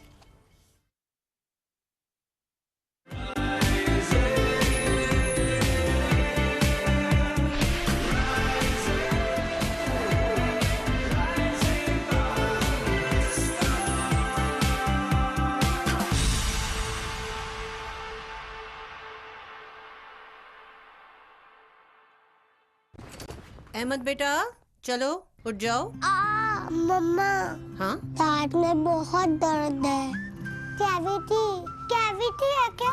मैं स्कूल कैसे जाऊंगा? आज फिर स्कूल छोड़ो। ओके मम्मा। तुम ना एक्टिंग स्कूल जाओ, अच्छी कर लेते हो ड्रामेबाज। हर माँ जानती है कि कोलगेट मैक्सिमम कैविटी प्रोटेक्शन का फ्लोराइड और कैल्शियम बूस्ट दे पूरे 24 घंटे तक कैविटी से हिफाजत। 24 घंटे तो कैविटीज का कोई चांस ही नहीं। Colgate maximum cavity protection. Hello. Film ना 2 मिनट में शुरू होने वाली है।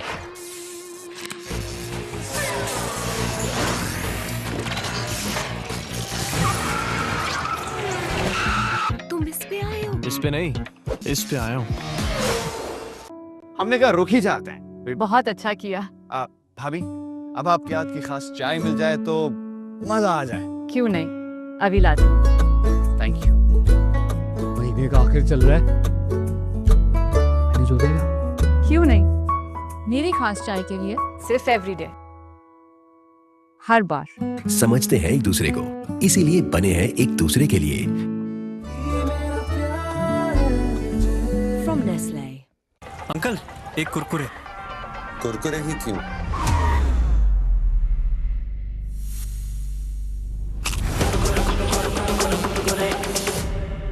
ऐਵੇਂ तो नहीं ना फिर। Crazy for Kurkure. पाकिस्तानी खाने ज़बान पे लगे तो छूटते नहीं हैं, और अगर कपड़ों पे लगे तो वो कोरमे को आउट ऑफ साइट कर देगा। कढ़ाई से भी फाइट कर लेगा। कौन? ब्राइट, क्योंकि नए ब्राइट का बेस्ट एवर फॉर्मूला गहराई से दाग निकाले। आपके रेस्टोरेंट का मेन्यू आपकी यूनिफॉर्म में भी नजर आता है। इसीलिए तो ये काम ब्राइट और आपको दिया जाता है।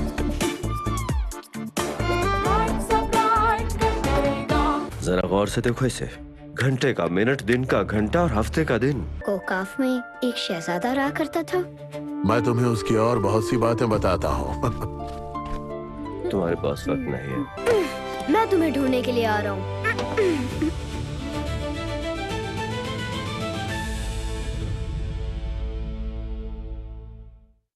मेरा लेमन मैक्स बार कम घुले ज्यादा चले। क्यों? यकीन नहीं आता तो खुद देख लें।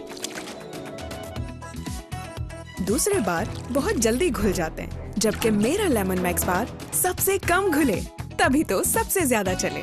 लेमन मैक्स बार कम घुले ज्यादा चले। हमजा, बालकनी में प्लांट्स को सेट कर दो।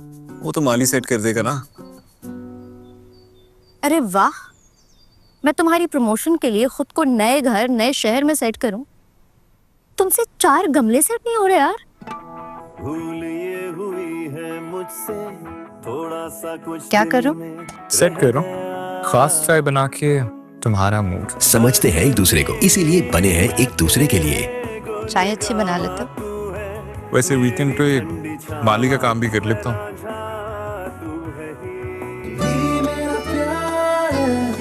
From Nestle.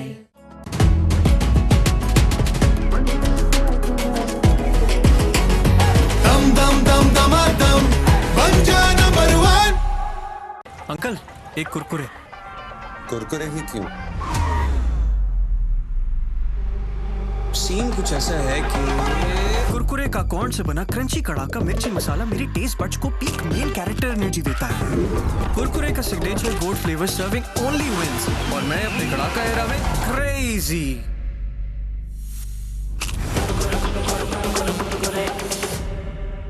ऐਵੇਂ तो नहीं ना फिर। Crazy for Kurkure. अहमद बेटा, चलो उठ जाओ। मम्मा, हाँ? दांत में बहुत दर्द है। कैविटी, कैविटी है क्या? मैं स्कूल कैसे जाऊंगा? आज फिर स्कूल छोड़ो। ओके मम्मा। तुम ना एक्टिंग स्कूल जाओ, अच्छी कर लेते हो ड्रामेबाज। हर माँ जानती है कि कोलगेट मैक्सिमम कैविटी प्रोटेक्शन का फ्लोराइड और कैल्शियम बूस्ट दे पूरे 24 घंटे तक कैविटी से हिफाजत। 24 घंटे तो कैविटीज का कोई चांस ही नहीं। Colgate maximum cavity protection. मतलब क्या स्ट्रॉन्गर पेप्सी का? मतलब कमाल। क्या टेस्ट है यार? क्या टेस्ट है क्या यार? उससे पूछो। Extra fizz, extra taste, stronger Pepsi. हर इंसान के पास एक कहानी होती है, कामयाबी की, मोहब्बत की, कुर्बानी की, और हर कहानी सुनने के लायक होती है। द नाइट शो में हम सुनेंगे वो कहानियां जो दिल को छू लें। मैं हूं फराह सादिया और होगी आपसे मुलाकात द नाइट शो में।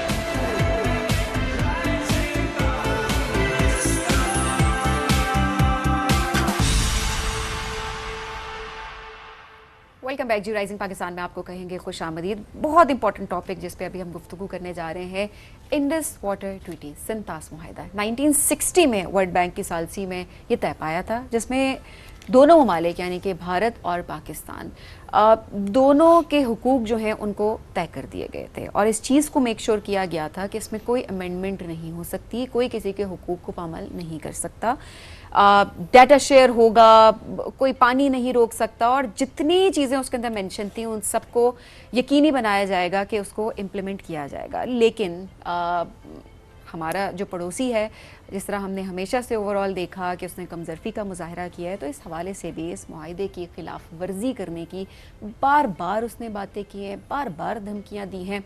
पर ऐसे में हुकूमत पाकिस्तान ने एक इंटरनेशनल सेमिनार पाकिस्तान में करवाया आपसे कुछ दिन पहले, जो कि आप सोशल मीडिया पे ओवरऑल आप देख रहे थे कि किस तरीके से उस सेमिनार में इंटरनेशनल लेवल के ऊपर इस किस्से को उठाया गया है, इस बात को उठाया कि पाकिस्तानी मौक़िफ़ की तायद की गई है कि किस तरह से पाकिस्तान अपने हुकूक की बात कर रहा है और भारत उसके हुकूक देने से बिल्कुल कासिर है, बिल्कुल इनकारी है। एब्सोल्युटली। और ये बात आप जो 1960-67 मायदे की कर रहे हैं समीन, बात तो उससे बहुत पहले से आगाज़ हो जाता है इसका। यानी 1948 से ही हम देखते हैं कि जिस तरीके से भारत की तरफ से बयानात का आना कि हम पाकिस्तान को एक बूंद पानी नहीं देंगे, और आज तक ये बयानात वहाँ से आते हैं।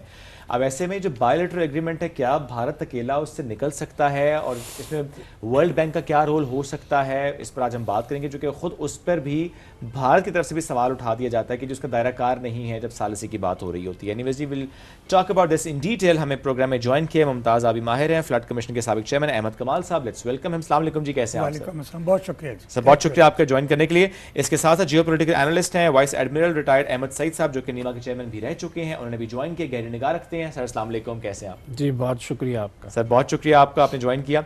अहमद सईद साहब आपसे आगाज़ कर लेते हैं, सॉरी अहमद कमाल साहब आपसे आगाज़ कर लेते हैं। ये जो दोनों का नाम अहमद है तो अहमद 1 और अहमद 2 कर लीजिए। अहमद कमाल साहब, सर ये जो इस वक्त इंडस वाटर ट्रीटी का एक सेमिनार हुआ, मैं ज़रूर चाहूँगा इससे हम आगाज़ करते हैं, जिसमें जो इंटरनेशनल पार्टिसिपेशन थी और पाकिस्तानी मौक़िफ़ की तायद हुई।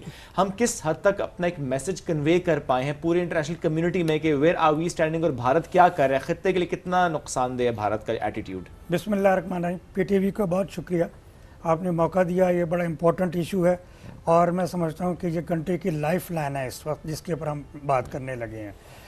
जो सेमिनार की अगर मैं बात करूं तो उसमें जो अटेंडेंस थी हमारी नेशनल अटेंडेंस से हट के इंटरनेशनल अटेंडेंस जो थी, उन्होंने जो मौक़िफ़ पेश किया, मैं समझता हूँ कि वो मौक़िफ़ काफ़ी है ग्लोबली इस इशू के बारे में कि मैं क्या सोच रखता हूँ और जो मेरा अपोनेंट या अपर रिपेरियन है उसका इस वक्त इसके ऊपर क्या सोच है या उसने जो इक़दामात किए हैं वो किस हद तक इख्तिलाफ़ के काबिल हैं या अदरवाइज़ हैं। रीज़न उसकी ये है कि हमने जो इंटरनेशनल ग्लोबल मीडिएशन के ज़रिए ये ट्रीटी की थी 1960 में, और उसमें वर्ल्ड बैंक ने अपना रोल दिया था एज ए मीडिएटर का, और इसमें उस वक्त मेजर अदर कंट्रीज़ भी शामिल थी, यूके, ऑस्ट्रेलिया वगैरह।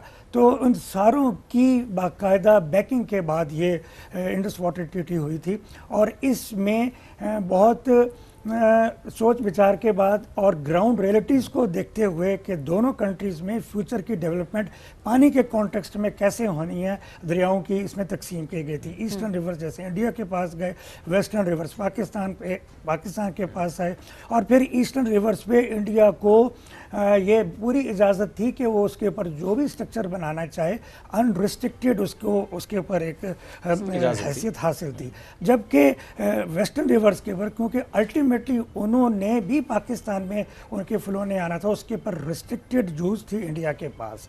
ये जो सारा टीटीएस ट्रीटी की सबसे अहम चीज़ ये है कि लोअर रिपेरियन का अगर वो अपर रिपेरियन अपने उस रिस्ट्रिक्शन से निकल के क्या नाम है वेस्टर्न रिवर्स के पानी को यूज़ करता है या उसको मैनिपुलेट करता है, तो वहाँ पे फिर खिलाफ वर्जी हो जाती है। और यही बेसिकली बुनियाद है इस पूरी इंडस वाटर ट्रीटी की हेल्ड इन अबेंस में करने की by the India in order to promote whatever structures जो वो ऊपर बना रहे हैं, ताकि इस पानी को जो अदरवाइज इंडस वाटर ट्रीटी के कॉन्टेक्स्ट में पाकिस्तान का राइट है, पाकिस्तान के लोगों का राइट है, वो उसको रोक सके या रोकने के बजाय दूसरे लफ्ज़ों में कह लें कि उसको ऊपर ही डाइवर्ट करके अपने पर्पसेस के लिए इस्तेमाल करे कि जस्ट वायलेटिंग द ट्रीटी। अच्छा, इस वायलेशन से ये जो खिलाफ वर्जियाँ बार बार हो रही हैं अहमद साहब, इससे खित्ते को कितना नुकसान हो रहा है?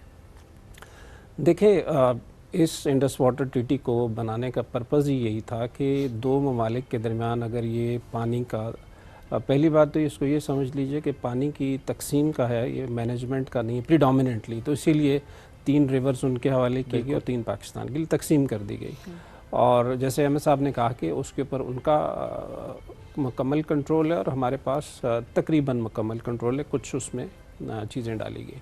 तो अब ज़ाहिरी बात है कि और उसके बाद एक चीज़ और भी आई है जो कि United nation water course convention भी कहलाती है, वो 1997 में आई थी। तो वो उसमें इन तमाम उसूलों को मुज्तमे करके डाल दिया गया कि 5 बड़े उसूल उसके तकरीबन यही हैं कि एक तो है फेयर उसकी पानी की तकसीम होनी चाहिए, दूसरा ये है कि उसके अंदर जो लोअर राइपेरियन है उसकी सस्टेनेबिलिटी का ख्याल रखना है ताकि डैमेज नहीं होगा वहाँ पे किसी भी किस्म का, तीसरा है ह्यूमन बीइंग के लिए उसकी यूटिलिटी के ऊपर बात की गई, चौथा है ट्रांसपेरेंसी और पांचवा है उसके बारे में जो डेटा शेयरिंग और ये सारे सिलसिले उसमें डाले गए हैं। तो ये बेसिकली पहले से ही इंटर वाटर्स ट्रीटी में इसको डाल दिया गया था। अगर हम देखते हैं कि इस तरह के मसाइल को तो जो रिवर नाइल की एक ट्रीटी है जो कि 1923 में साइन हुई थी, उसमें तकरीबन 11 ममालिक एज ए लोअर राइपेरियन आते हैं। तो अब अगर इसमें आप जिस तरह के rhetorics right from the beginning, Shoaib आपने शुरू में जैसे इंट्रो में बात की थी कि 1948 से ये सिलसिला शुरू हो गया था और इसीलिए पहली जो हमारी ट्रीटी आई या उसके ऊपर एग्रीमेंट हुआ वो स्टैंड स्टिल एग्रीमेंट कहलाता जो अप्रैल में हुआ था, ताकि इसको पहले इसके ऊपर बातचीत की जाए। फिर मई में इसके ऊपर हमारा जो इंटर डोमिनियन एक सेटअप डेवलप हुआ और उसके बाद फिर एक परमानेंट सोल्यूशन की बात की गई। लेकिन चूंकि दोनों ममालिक आपस में इस पर बातचीत के थ्रू कुछ नहीं कर पाए और आगे बात नहीं बढ़ी, तो समवेयर अर्ली 50s में फिर वर्ल्ड बैंक आया और तकरीबन 8 साल की ये नेगोशिएशंस के बाद इंडस वाटर या सिंतास माहदे को लेके आया गया। बहुत ही खूबसूरत चीज़ है, बड़ा अच्छा इसके अंदर एक systematic way of dealing with the जो भी डिस्प्यूट्स होते हैं, क्वेरीज होती हैं या उसको कैसे डील किया जाना चाहिए। अब पहली बात तो ये, जैसे आपने कहा कि इंटरनेशनल लेवल पे क्या फ़र्क पड़ेगा, पहली बात तो ये है कि जब ये सब कुछ तय हो चुका है तो उसके बाद यूनिलैटरली इसमें से निकलना एक इंटरनेशनल लेवल के ऊपर ट्रीटीज़ के हवाले से ये एक बहुत बड़ा सेटबैक है कि एक मुल्क जो है वो इंटायरली इस ट्रीटी की जो हमारी एक रूह है जिसके अंदर ये था कि इसमें कंसेंसस से ही डिसीजंस हो सकते हैं, यूनिलैटरली नहीं हो सकते। पहली बात तो ये। दूसरा ये है कि इसके अंदर चूँकि अभी जो भी इश्यूज़ आ रहे हैं हमें किशन गंगा के हवाले से या बाकी भी रेड लेक के हवाले से, तो वो सारे लोअर राइपेरियन की सस्टेनेबिलिटी के हिसाब से, जिसमें कि अभी एनवायरनमेंट भी आ रहा है, ह्यूमन वेलबींग भी आ रही है, वाटर कंट्रोल के ऊपर भी इश्यूज़ बन रहे हैं, फ्लडिंग हो रही है, तो ये बहुत सारे इश्यूज़ हैं जो कि उसी प्लेटफॉर्म के तहत उनको देखा जाना चाहिए। तो अगर एक बड़ा मुल्क छोटे मुल्क पे अपनी इम्पोज करेगा और रूल्स ऑफ और रेगुलेशंस को नहीं देखेगा तो ये बहुत गलत प्रेसिडेंस है। और जो कॉन्फ्रेंस की गई एक्चुअली ये भी इसका बेसिक थीम ही यही था कि वर्ल्ड को बताया जाए कि ये चीज़ें जो है ये रिटोरिक्स से निकल के एक काइंड ऑफ टेररिज्म की तरफ जाना शुरू हो गए, जिसको वाटर टेररिज्म अभी कहा जाता है। तो ये वाली बात जो है इसको ताकि दुनिया इसको देखे। पाकिस्तान जो है बड़ा रिस्पॉन्सिबल मुल्क है, वो हमेशा रूल ऑफ लॉ की बात करता है और उसी हवाले से उसको लेके चलता है।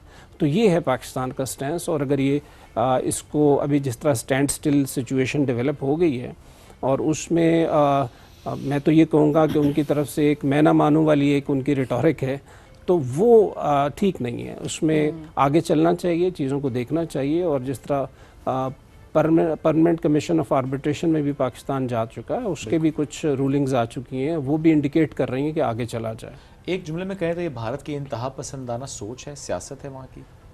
आइडियोलॉजी में मैं ये बात करना चाह रहा था कि देखें 2000 पहले तो जैसे ये पाकिस्तान बना तो वहीं से ही आरएसएस की जो एक आइडियोलॉजी है वो चल पड़ी थी। आप देखें कि उस वक्त जो गांधी साहब का जो कत्ल हुआ वो उसमें आरएसएस के ही लोग इन्वॉल्व थे कि उन्होंने कहा कि जी गौ माता को उन्होंने 2 टुकड़े कर दिया और वो अखंड भारत की एक सिलसिला शुरू हुआ। तो ये एक पैरेलल आइडियोलॉजी चलती रही। मेरे ख्याल में 2002 ये टर्नओवर ऑफ सेंचुरी के साथ ही जब ये प्राइम मिनिस्टर नरेंद्र मोदी जो ये जब गुजरात में पहली दफ़ा ये वज़ीर आला बने तो पहला मैसेकर तो वहीं से स्टार्ट हुआ मुसलमानों का। उसके बाद समझौता एक्सप्रेस है, उसके बाद बाबरी मॉस्क है, उसके बाद उड़ी है, उसके बाद पुलवामा है, पहलगाम है, बहुत सारे। और ये it's not only restricted to Pakistan Muslims, it is जितनी भी कम्युनिटीज़ हैं, माइनॉरिटीज़ हैं, उनके अगेंस्ट ऐसे ऐसे लॉज पास किए गए जिसमें आइदर यू आर हिंदू और यू आर नॉट एनीवेयर, इस तरह की रूल्स उन्होंने बना दिए। तो वर्ल्ड ओवर इस चीज़ के ऊपर बहुत सारी बातें हो रही। अच्छा अहमद साहब, इंटरनेशनल लेवल पर हमेशा इस हवाले से पाकिस्तान के मौक़िफ़ की हिमायत की गई है, ये कितनी बड़ी कामयाबी है ओवरऑल? मैं रिलेट करूँगा इंडस वाटर ट्रीटी इटसेल्फ के साथ। इंडस वाटर ट्रीटी ये कहती है कि पहले कोई इकदाम करना है तो उसका बाकायदा एक प्रोसीजर है, उसका एक फ्रेमवर्क मौजूद है जो कि ट्रीटी खुद देती है। मैंने किसी इशू पे इख्तलाफ है कुछ है तो ट्रीटी में डिस्प्यूट रेजोल्यूशन की बाकायदा बात की गई है और उसमें दोनों कमिश्नर जो हैं दोनों साइडों के वो एक टेबल पे बैठ के उस पर बातचीत कर सकते हैं। अगर उसके बाद भी बात ना बने तो फिर उसमें नेक्स्ट स्टेप है न्यूट्रल एक्सपर्ट का और then followed by permanent court of arbitration जिसके तहत क्या नाम है फैसले होते हैं। अगर हम इसमें इंटरनेशनल पॉइंट ऑफ व्यू से देखें तो जो हमारी कॉन्फ्रेंस अभी हुई है पिछले कोई मेरा ख्याल है कि लास्ट वीक में हुई, उस कॉन्फ्रेंस में जो ग्लोबल पार्टिसिपेशन थी और वो डिफरेंट एरिया से थी, रशिया से थी, चाइना से थी और डिफरेंट और कंट्री से थी, उनके जो व्यूज़ थे वो बेलाग और बिल्कुल टोटली जो थे उनके अपने व्यूज़ थे। अपार्ट फ्रॉम दैट ग्लोबली आप ये देखें कि जो Vienna convention on law of treaties है वो इसके ऊपर बात करता है कि अगर आप किसी एक वाटर सिस्टम को हैम्पर करते हैं और उसके पानी को किसी दूसरे वाटर सिस्टम में लेके जाते हैं तो इसका मतलब ये है कि आप उसके फ्लो डायनेमिक्स को अल्टर कर रहे हैं और ना सिर्फ एक उसके फ्लो डायनेमिक्स को अल्टर कर रहे हैं बल्कि आप डाउनस्ट्रीम कम्युनिटीज़ का जो बेसिक राइट ऑफ वाटर है आप उसको वायलेट कर रहे हैं। मैं थोड़ा सा इसमें एक दो चीज़ें और ऐड करूँगा। देखें 2023 में वर्ल्ड कॉन्फ्रेंस ऑन वाटर हुई थी न्यूयॉर्क में और सेक्रेटरी जनरल यूएन ने एक ग्लोबल एम्बेसडर या स्पेशल एनवाई ऑन वाटर उसके ऊपर मुकर्रर किया था। प्रॉब्ली आजकल इंडोनेशिया की एक साबिक वज़ीर ख़ारजा हैं रेटनो मरसूदी, प्रॉब्ली शी इज़ वो आजकल इसकी स्पेशल एनवाई और उनका टास्क क्या था कि ग्लोबल वाटर डिप्लोमेसी को वो प्रमोट करेंगी और किसी जगह के पर अगर वाटर के इश्यूज़ हैं उसमें उनका बड़ा इम्पोर्टेंट रोल होगा। तो ये चीज़ ख़ुसूसी तौर पे बता देती है कि वाटर की ग्लोबल लेवल के ऊपर पाकिस्तान ने अगर आवाज़ उठाई है तो उस आवाज़ के लिए उसका साथ देने के लिए पूरी ग्लोबल कम्युनिटी खड़ी है। एंड देन फिर हमारी ये जो लास्ट कॉन्फ्रेंस हुई है उसमें यहाँ तक बात गई कि हम इस इशू को यूएन जनरल असम्बली में और सिक्योरिटी काउंसिल में भी लेके जाएं। तो इसका मतलब ये है कि ये आज पाकिस्तान और इंडिया के साथ ये हुआ है तो इथियोपिया और मिस्र की भी तो ट्रीटी है, कल अगर वहाँ पे हो जाता और मिस्र बीइंग द लो रिपेयरिंग उसको इसका नुकसान होता है। यूएस कनाडा का भी ट्रीटी है, इस तरह बहुत सारी ट्रीटीज हैं। सो ये it is a basic right of the humans और जो अगर मैं basic right of the humans को क्या नाम मैं वायलेट करूँगा तो जैसे सईद साहब ने बात की कि देखें ये this really is a practical manifestation of के वो हम वाटर वेपनाइजेशन भी कर रहे हैं और वाटर टेररिज्म को भी प्रमोट कर रहे हैं। और इज़ार इसमें हमने बहुत से इवेंट्स देखे पर एक छोटा सा कमेंट इस पर जरूर कीजिएगा। 2022 से जो भारत ने डाटा शेयरिंग बंद की, जो कि पाबंद था डाटा शेयरिंग करने से मुताल्लिक, उसकी वजह से खत्ते में कितना नुकसान हमने देखा है अहमद साहब? मैं आपको एक दो चीज़ों में चाहता हूँ कि थोड़ा पीछे लेके जाऊँ।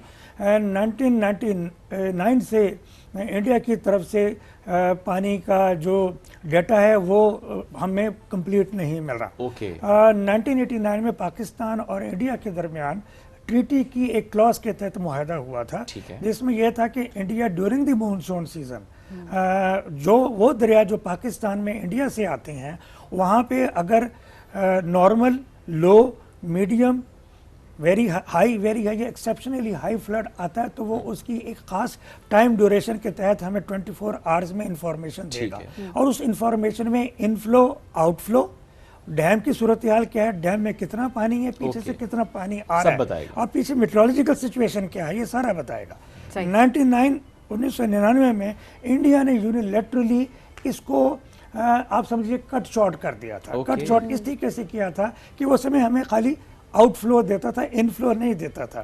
आपको ये तो पता चल जाता था कि उन्होंने 1,50,000 क्यूसेक पानी दे दिया या छोड़ दिया, पीछे कितना आ रहा है इसका कोई इल्म नहीं है। डैम की क्या सूरत हाल है इसका कोई इल्म नहीं है। इसके बाद फिर 2020-21 में इंडिया की तरफ से ये इंफॉर्मेशन मिलनी शुरू हुई, लेकिन वो इन्फॉर्मेशन भी उनकी वेबसाइट्स पे अवेलेबल होती थी, लेकिन वो हफ्ते बाद में आती थी। दैट मीन्स कि वो हमारे लिए ख़ास तौर पे मॉनसून में यूजलेस होती थी। अब जब आपने बात की है तो मैं इसमें 2-3 चीज़ें और ऐड करूं। 2022 के बाद से इंडिया ने जो बेसिक डाटा भी अदरवाइज मानसून से हट के हाइड्रोलॉजिकल डाटा है वो भी नहीं इंडिया ने देना शुरू किया, वो भी बंद कर दिया। और वो डाटा बेसिकली वो है कि जो आपको फ्यूचर की प्लानिंग में मदद देता है कि ऊपर के रिजर्वायर्स में, ऊपर के कैनाल सिस्टम में पानी किस तरीके से आया, कितना अखराज हुआ और किस ट्रिब्यूटरी में पानी कैसे गया। अगर आपके पास ये इंफॉर्मेशन नहीं है तो नीचे फिर आपने अपनी तमाम प्लानिंग और उसके इम्प्लीमेंट जो है वो एक एज्यूम करके सिचुएशन को उसके ऊपर आपने चलना है। और प्रॉब्ली इस सिचुएशन को, आज के सिचुएशन को देखते हुए अब ये लाजमी हो जाएगा कि हम इनोवेटिव वेज के ऊपर जाएं। और मैं इसमें समझता हूँ कि हमें इसमें AI की सपोर्ट भी बड़ी इंपॉर्टेंट होगी, सैटेलाइट की सपोर्ट हमें बड़ी इंपॉर्टेंट होगी। मुझे इजाज़त दें एक दो बातें और करने की। 2015-2016 में ये सिचुएशन रियलाइज़ हुई थी। उस वक्त मसलन मैं अपनी कह लीजिए कि सर्विस के कॉन्टेक्स्ट में मैं NDMA में था उस वक्त as a member disaster risk reduction. तो वहाँ भी हमने ये आइडिया कंसीव किया था NDMA की लीडरशिप के साथ मिलके कि पाकिस्तान स्पार्को की मदद लेते हुए जो इंडियन कैचमेंट एरियाज़ हैं उनका वाटर स्प्रेड देखे क्या है मानसून से पहले, सैटेलाइट इमेजरी को लेते हुए, और फिर यह कि मानसून के दिनों में रेगुलर इंटरवल से देखे कि उसमें कहाँ पे कमी है, कहाँ पे इजाफा हो रहा है, सो दैट हम अपने आप को उस चीज़ को प्रियम्प्ट करते हुए तैयार रख सकें कि अगर इतना पानी वहाँ पे मौजूद है और सिचुएशन ऊपर मेट्रोलॉजिकली बहुत ख़राब हो जाती है तो इंडिया पानी छोड़ सकता है, और अगर छोड़ेगा तो वो नीचे डाउन स्ट्रीम में हमारे कौन से इलाकों को अफेक्ट करेगा।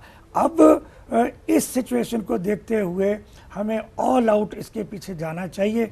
मेरी अपनी थिंकिंग या मेरी अपनी जहाँ तक की मैंने इंफॉर्मेशन है, अल्हम्दुलिल्लाह इसके पर काम शुरू हुआ है और बहुत अच्छे तरीके से हो रहा है। बिकॉज ऑब्वियसली हमने अपने आप को तो सेव करना है इन एनी वे, वो हमारे लिए बहुत ज़रूरी है। मतलब ये भी ज़रूर बताइएगा कि वर्ल्ड बैंक का किरदार थ्रू आउट, बिकॉज ऑब्वियसली हमने टाइम टू टाइम हम देख रहे हैं कि खिलाफ वर्जियाँ होती हैं, वायलेशंस हो रही हैं, ऐसे में कैसे वर्ल्ड बैंक का किरदार आप देख रहे हैं?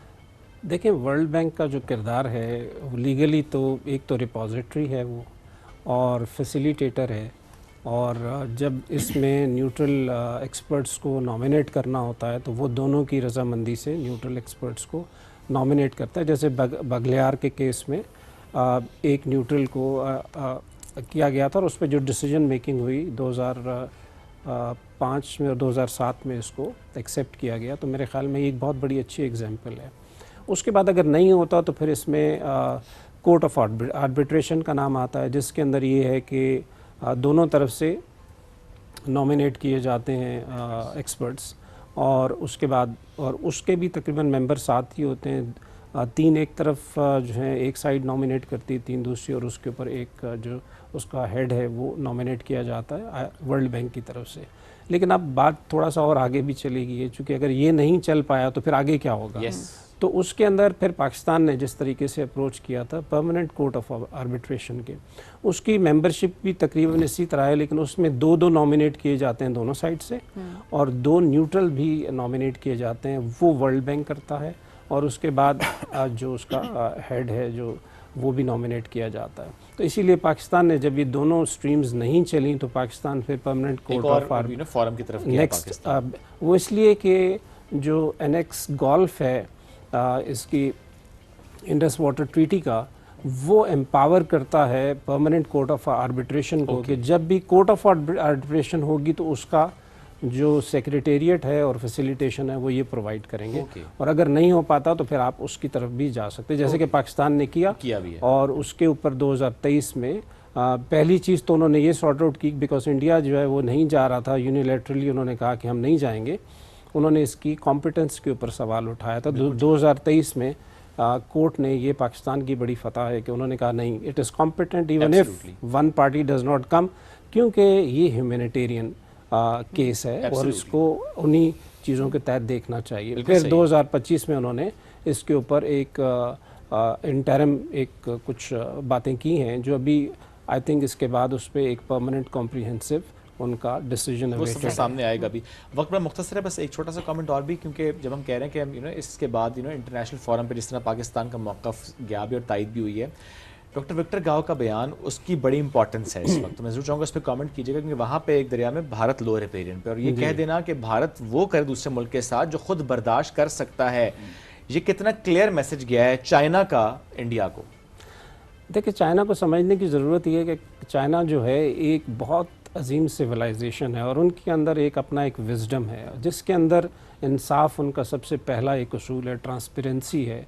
तो वो जो भी बात करते हैं रूल बेस्ड बात करते हैं, उस हवाले से ही तो उन्होंने जो बात की वो बहुत ही, एक तो उन्होंने कि अपनी सिविलाइजेशन की उन्होंने कन्फ्यूशियस का ये कॉल दोहराया, जिसमें उन्होंने कहा था कि आप वो काम न करें जो आप समझते हैं अगर आपके ख़िलाफ़ हो तो आपको अच्छा नहीं लगेगा, मतलब उसका लुबे लबाब तकरीबन यही है।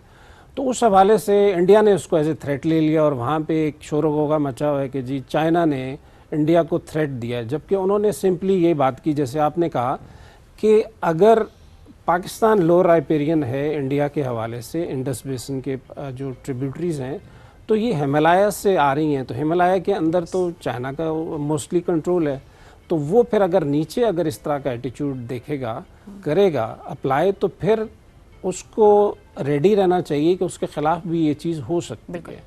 तो ये मेरे ख्याल में एक बड़ा, चाइना बहुत बड़ा डैम बना भी रहा है, तो मतलब चाइना के पास वो कैपेसिटी है कि वो कर सकता है, जी कर सकता है। लेकिन चाइना ने उनको रास्ता ये दिया है कि आप जो है इंटरनेशनल रूल्स एंड रेगुलेशंस और बायलैटरल ट्रीटीज़ हैं जो ऑलरेडी एग्जिस्ट करती हैं, उसके तहत इसको सॉल्व करें।